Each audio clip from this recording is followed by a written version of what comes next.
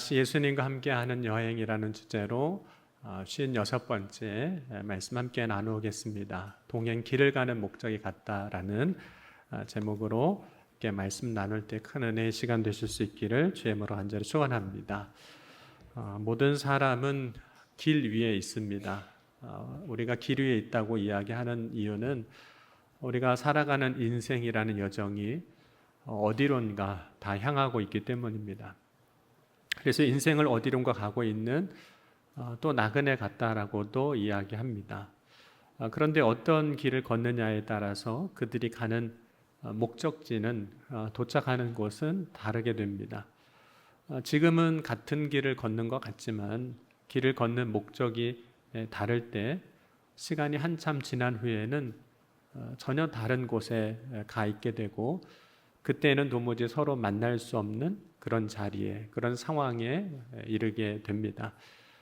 예수님께서 복음을 전하기 위하여 두루 여러 지역들을 다니셨는데 그 여러 지역을 다니시는 일에 대해서 누가복음에 보면 여행이라고 이렇게 설명하고 있습니다. 누가복음 13장 22절에 보면 예수께서 각 성, 각 마을로 다니사 가르치시며 예루살렘으로 여행하시더니 라고 말씀합니다.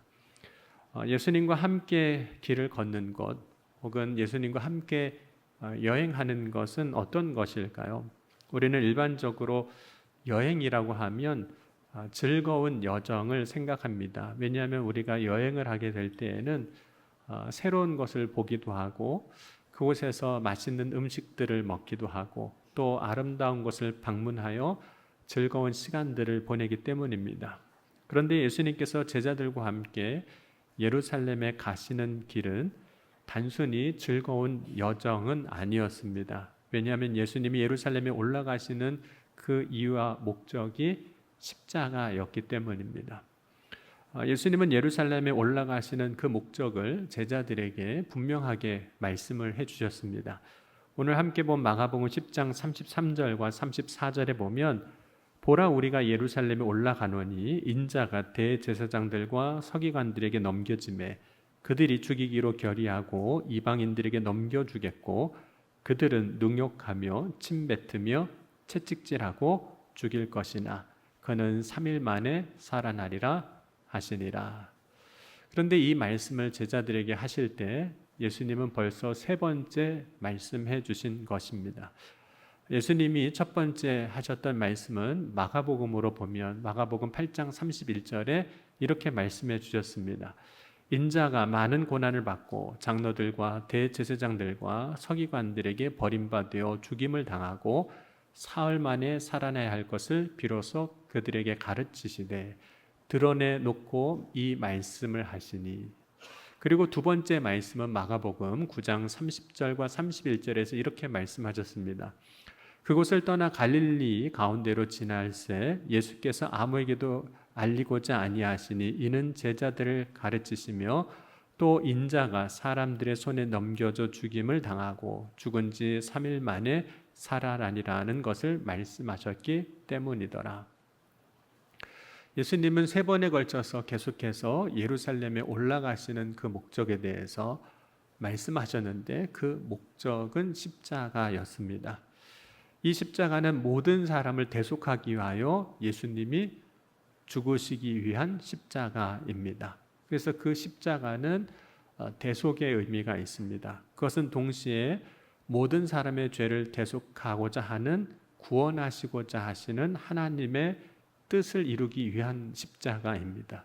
그래서 그 십자가는 순종입니다.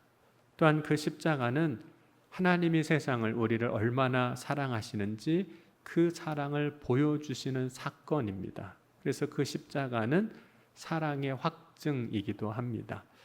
요한복음 3장 14절에서 17절에도 이렇게 말씀을 하고 있습니다.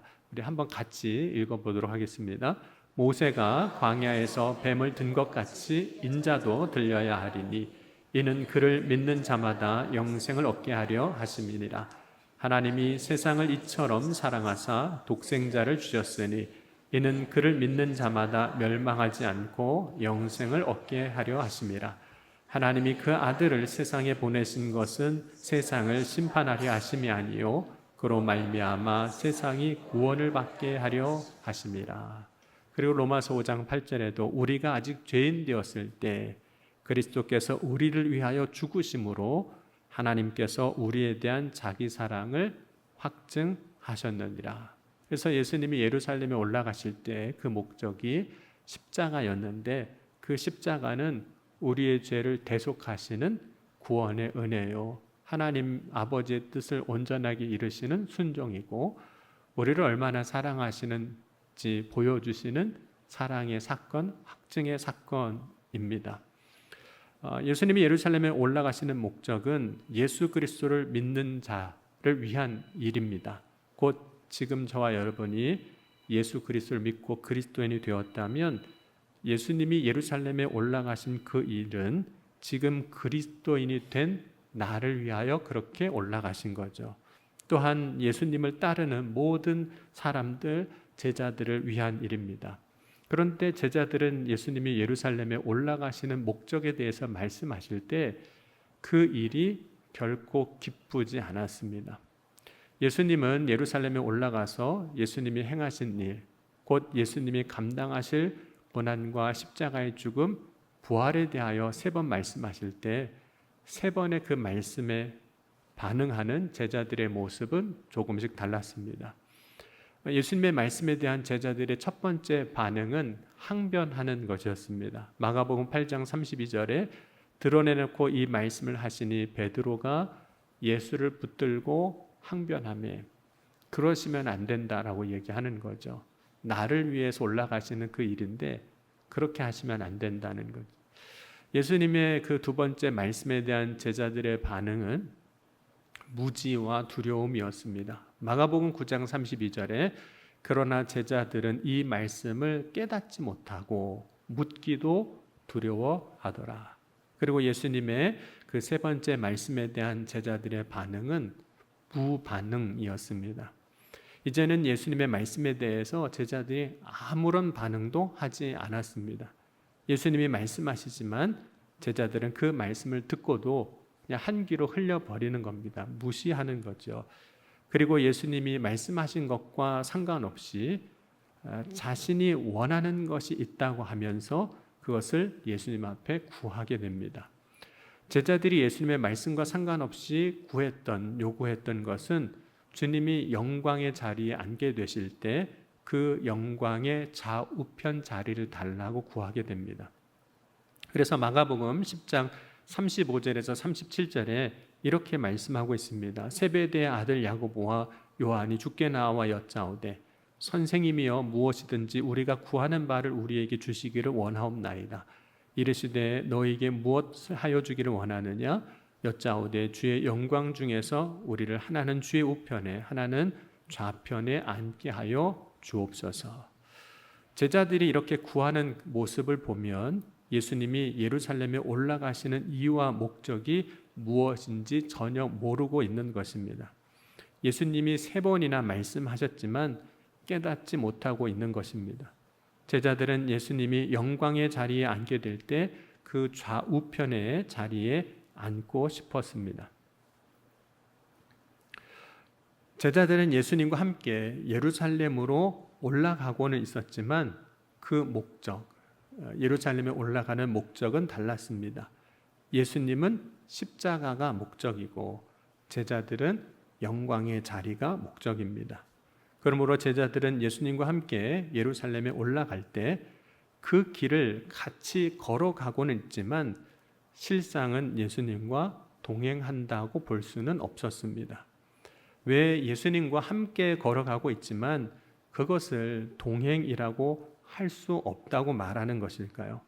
물론 예수님과 제자들의 그 목적지는 예루살렘으로 같았습니다. 목적지는 같았고 그 길을 지금 같이 걸어가고는 있지만 그 길을 걸어가는 목적은 전혀 달랐기 때문입니다. 만약 목적지도 같았고 같이 걸어가고 있지만 목적이 다르면 동행이라고 말할 수 없는 이유가 무엇일까요? 왜냐하면 목적지에 도달해서는 목적이 다르면 결국에는 서로 다른 일을 하게 될 겁니다. 여러분, 우리의 일상의 삶에 여행을 합니다. 여행을 떠나기 위해서 집을 나섰는데 어떤 사람이 같이 공항까지 가게 되었습니다. 그리고 그 공항에서 가다 보니 그 사람이 같은 비행기를 탔습니다. 그리고 비행기에서 내리는 공항도 같았습니다. 그리고 여행지에 가보니까 같은 숙소에 묵고 있었습니다.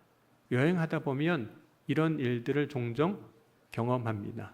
전혀 모르는 사람이지만, 말 한마디 해보지 않은 사람이지만 계속해서 만나게 되고 같은 장소에 있게 되는 경우들을 종종 경험합니다.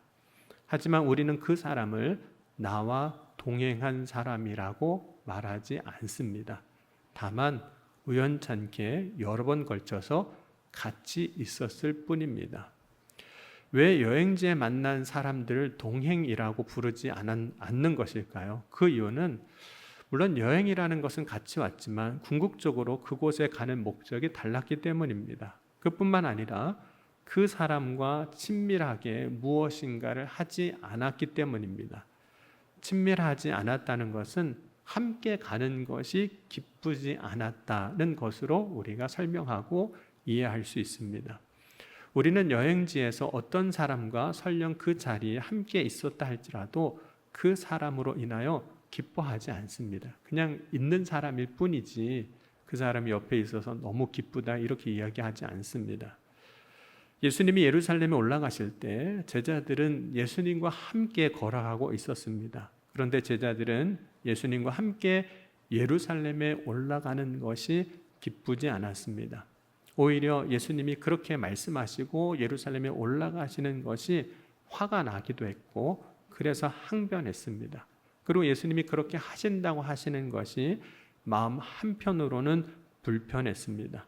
그래서 나중에는 예수님이 무슨 말씀을 하시든지 그 말씀을 듣고도 무시하는 일이, 한 귀로 듣고 한 길로 흘려버리는 일도 벌어진 겁니다.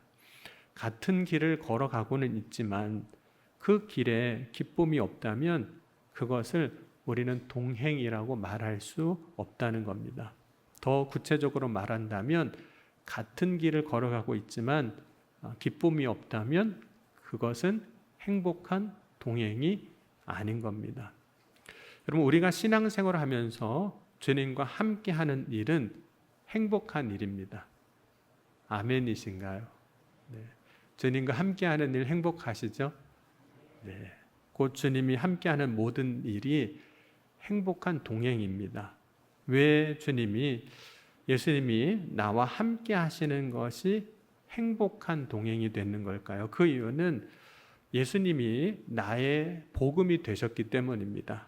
예수님이 십자가에서 고난당하시고 죽으심으로 나의 구원자가 되셨기 때문입니다.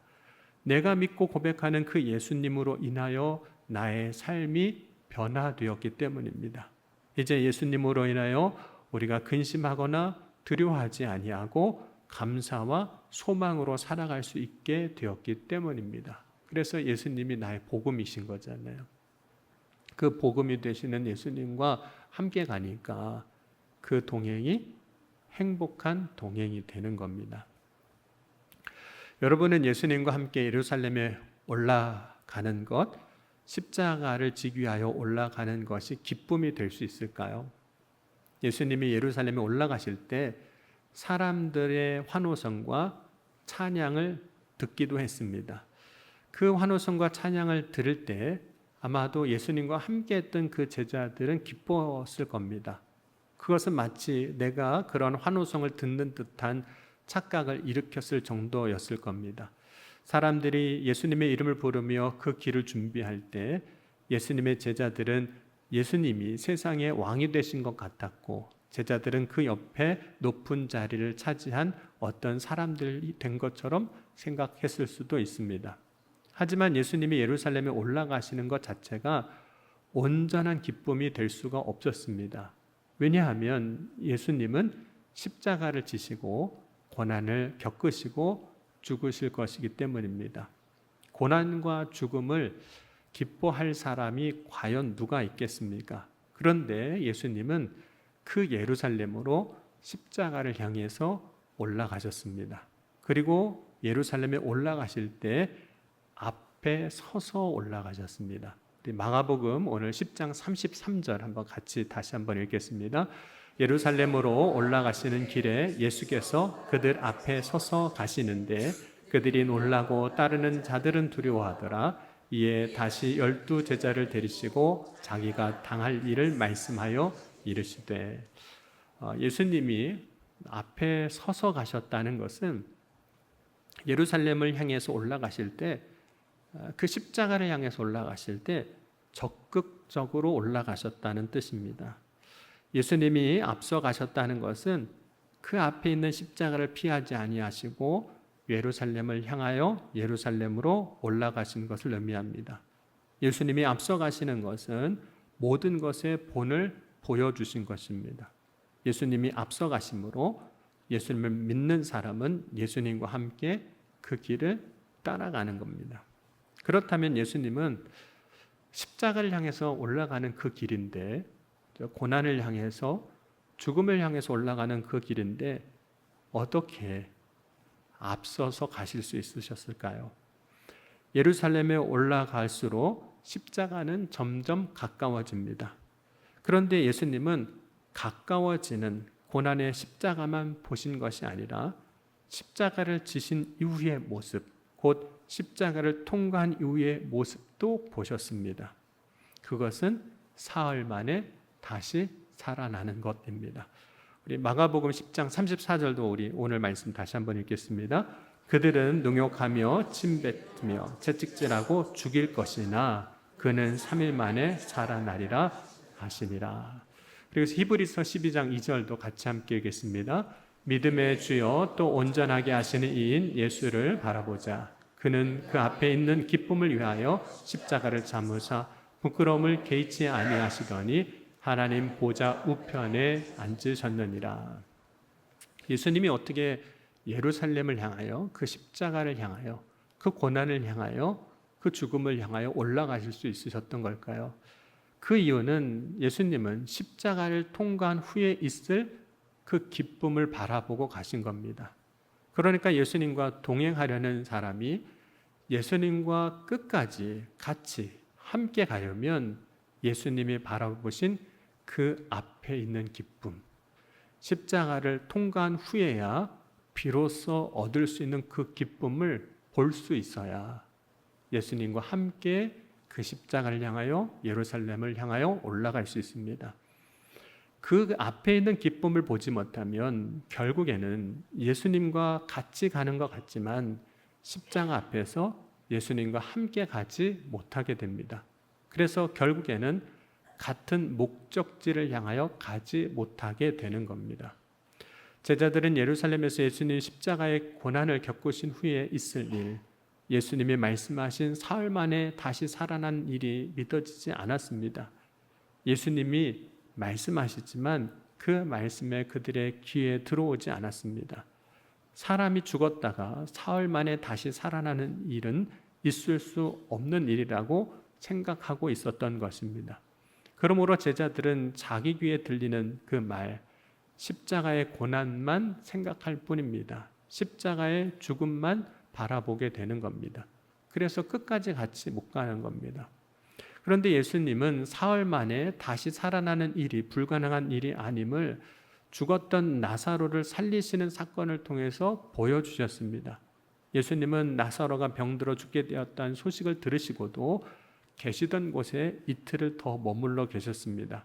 그리고 나사로가 무덤에 있고 나흘이 지난 다음에서야 비로소 찾아가셨습니다. 완전히 죽은 다음에 찾아가신 거죠. 예수님은 나사로가 있는 그 무덤 앞에 서서 내 말이 내가 믿으며 하나님의 영광을 보리라 하지 아니하였느냐라고 말씀하시면서 죽은 나사로를 살리셨습니다. 이미 무덤에 있은 지 나흘이 지난 자도 살리신 예수님이라면, 그렇다면 예수님이 죽은 자 가운데서 다시 살아나신 일은 결코 불가능한 일이 아닙니다. 그럼에도 불구하고 사람들은, 그리고 제자들은 예수님과 함께 예루살렘에 올라가지만 십자가 앞에서 더 이상 그 길을 가지 못하게 됩니다. 십자가 앞에서 사람들은 도망갔습니다. 왜냐하면 예수님이 십자가에서 죽으실 때 십자가의 죽음으로 모든 것이 끝난다고 생각했기 때문입니다. 십자가 뒤에 있는 것, 죽음 뒤에 있는 것, 부활의 영광, 그 기쁨을 바라보지 못하면 십자가의 죽음으로 끝난다고 생각하게 됩니다. 그렇게 되면 사람들은 더 이상 예수님이 가시는 길을 함께 가지 못하게 됩니다. 예수님이 가신 길이 아닌 다른 길을 선택하게 됩니다. 예수님의 목적은 십자가인데, 십자가를 지는 일인데, 예수님을 따랐던 사람들의 목적이 십자가 혹은 십자가를 지는 일이 아니기 때문입니다. 여러분, 오늘 우리가 신앙생활 한다는 것을 예수님과 동행한다라고 고백하고 표현합니다. 그러나 예수님은 십자가의 고난을 당하시고 죽으시고 죽은 자 가운데서 다시 살아나셨지만 다시 하늘로 올라가셨습니다. 그리고 믿는 자들에게 약속하신 성령을 주셨습니다. 그래서 오늘 믿는 자들이 주님과 동행하는 것은 성령으로 오신 주님과 함께 하는 것입니다. 성령이 우리 가운데 오셔서 말씀하시고 깨달아 알게 하시고 때로는 탄식도 하시며 우리를 위하여 친히 간구하시는 그 성령과 오늘 우리가 함께 동행하는 거죠. 요한복음 14장 26절에 보혜사 곧 아버지께서 내 이름으로 보내실 성령 그가 너에게 모든 것을 가르치고 내가 너에게 말한 모든 것을 생각나게 하리라. 로마서 8장 26절에 이와 같이 성령도 우리의 연약함을 도우시나니 우리는 마땅히 기도할 바를 알지 못하나 오직 성령이 말할 수 없는 탄식으로 우리를 위하여 친히 간구하시느니라. 성령이 이렇게 하시는 이유, 우리 가운데 오셔서 가르치시고 생각나게 하시는 이유, 우리 가운데 오셔서 탄식하시고 우리를 위하여 친히 간구하시는 이유는 우리로 하여금 예수 그리스도 안에서 변화된 그 새로운 삶을 온전히 살아가게 하기 위해서입니다. 그런데 만약 우리가 이러한 것을 성령이 행해 주시기를 원하지 않는다면, 같은 목적이 아니라면 어떻게 될까요? 성령을 단지 능력으로만 이해하고 능력을 행하여 주시기를 원한다면 어떤 일이 벌어질까요? 만약 그렇게 된다면 우리는 우리 안에 계신 성령을 소멸시킬 겁니다. 곧 성령을 원하지 않을 겁니다. 곧 주님이 성령으로 함께 하시는 은혜를 누리지 못하게 될 것입니다. 같은 목적이 아니라면 동행할 수가 없기 때문입니다. 여러분은 주님이 가신 그 길을 같은 목적으로 함께 걸어가길 원하십니까? 다르게 말하면 주님과 늘 동행하는 삶을 살길 원하십니까? 물론 주님과 동행하길 원하지만 이런 경우도 있어요. 오늘 말씀 보면 예수님이 앞서서 예루살렘에 올라가십니다. 예수님이 앞서 올라가실 때 사람들 앞에 서서 가실 때 사람들은 그 뒤를 따라가는 거죠. 그런데 우리가 주님과 동행하길 원할 때 우리가 앞서가고 주님이 그 뒤에 따라오기를 원하는 경우도 있습니다. 동행이라는 모습은 같아 보일 수 있지만 그때는 같은 목적을 가지고 주님과 동행한다고 말하기가 어려울 것입니다. 왜냐하면 내가 앞서서 갈 때 우리는 우리의 목적을 가지고 있기 때문입니다. 우리의 목적을 가지고 가기 시작할 때 어느 순간 우리는 주님과 동행하지 못하는 때를 만나게 될 겁니다. 예수님은 예루살렘으로 올라가실 때 십자가를 향하여 올라가셨습니다. 바울은 자신도 믿음의 길을 걸어간다고 고백하면서 표대를 향하여 간다라고 고백합니다. 우리 빌립보서 3장 13절과 14절 말씀 함께 같이 읽겠습니다. 형제들아 나는 아직 내가 잡은 줄로 여기지 아니하고 오직 한 일 즉 뒤에 있는 것을 잊어버리고 앞에 있는 것을 잡으려고 표대를 향하여 그리스도 예수 안에서 하나님이 위에서 부르심의 상을 위하여 달려가노라. 이 표대는 예수님이 우리에게 보여주신 삶의 목적이라고도 할 수 있습니다. 그 표대는 십자가로 표현할 수도 있습니다. 예수님은 십자가를 위하여 사셨습니다. 그렇다면 예수님과 동행하는 온전한 삶을 살기 위해서 우리의 목적도 십자가이어야 합니다. 물론 우리가 예수님처럼 십자가에 죽을 수도 없고 설령 죽는다고 해도 우리가 다른 사람의 죄를 대속하거나 다른 사람을 구원할 수 없습니다. 그런데 예수님이 십자가를 통해 보여주신 것은 하나님의 뜻을 이루기 위한 완전한 순종이었습니다. 나의 삶의 목적을 하나님의 뜻을 이루는 일에 둔다면 우리는 매 순간 주님과 기쁨으로 동행하는 삶을 살아가게 될 줄 믿습니다. 곧 예수님과 행복한 동행의 삶을 살아가게 되는 거죠.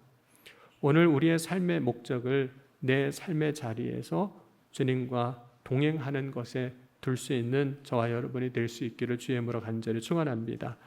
오늘 나의 삶의 목적을 하나님의 뜻을 온전히 이루는 데 두어 보십시오.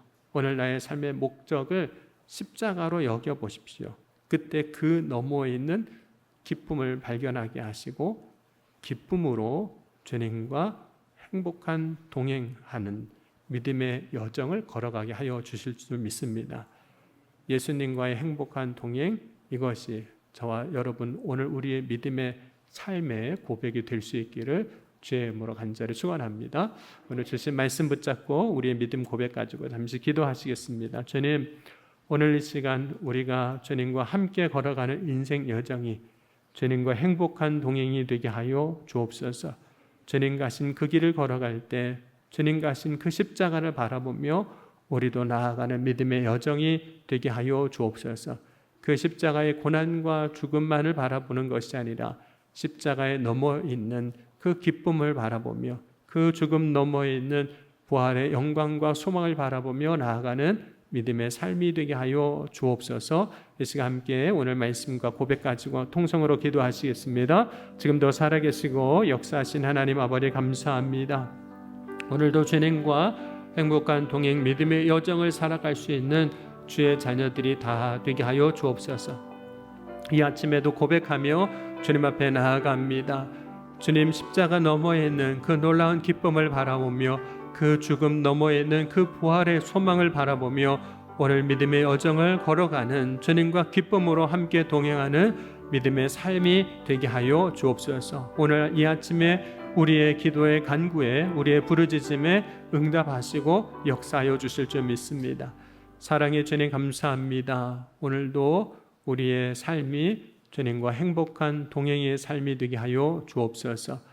십자가 너머에 있는 그 죽음 너머에 있는 기쁨과 부활의 소망을 바라보며 주님이 가시는 그 길 우리도 함께 기쁨으로 나아가는 행복한 동행의 삶을 살아가게 하여 주옵소서. 오늘도 믿음의 고백을 가지고 주님 앞에 나아가는 모든 성도들 위해 충만한 은혜로 채워 주신 줄 믿사오며 사랑이 많으신 우리 주 예수 그리스도의 이름으로 감사하며 간절히 축복하며 기도하옵나이다. 아멘.